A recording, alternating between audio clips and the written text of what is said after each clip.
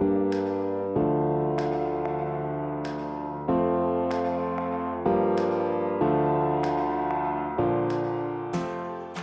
think it's important when people come along for the first visit that they're comfortable and that it's a very relaxed surrounding. We try to make it very relaxed here.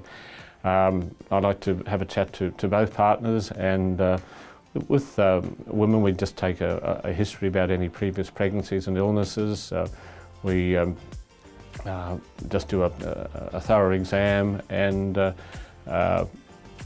check blood pressure. We often do a scan in the rooms to make sure that there's no structural problem with the uterus, that there isn't an ovarian cyst there, that we're not missing polycystic ovaries, those sorts of things.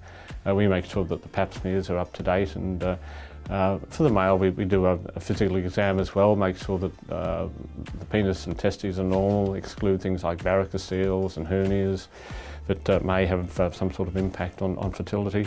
And for both couples, that the sorts of specific tests we would do would be for males, looking for an infectious disease, doing a semen analysis and doing some basic blood tests, usually a full blood count and some thyroid function tests, and in some cases checking hormones.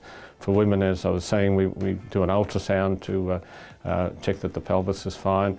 We do a test called an anti-Mullerian hormone test, AMH, which is a good indicator of your egg reserve. So that gives you an idea of how much chance you have, or how many ovulations you may have in the future, which will indicate your chances of pregnancy. It's not the most accurate estimate of this, but it's one of the best tests that we have.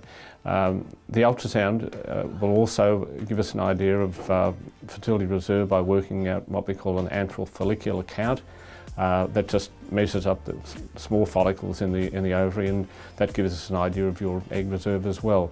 So we'd also check thyroid function tests and do a full blood count. And the next step would be to do a test called a HICO-C, which means putting some dye up through the tubes. It's usually done in an ultrasound department, and this lets us know that the tubes are open. If the story suggests endometriosis, you might be looking at a small operation involving a tiny telescope going in through the navel to exclude and ideally treat endometriosis if it's there. We normally do those tests, and importantly we also do chromosomes on both patients, and we have another meeting in about 4 weeks after that, and discuss all the results and do a management plan from there. But I think it's important that we sit down, that I talk to people, that there's plenty of time available, that we encourage them to get involved in lifestyle matters like diet, exercise, taking the multivitamins, and trying to have a stress-free existence. And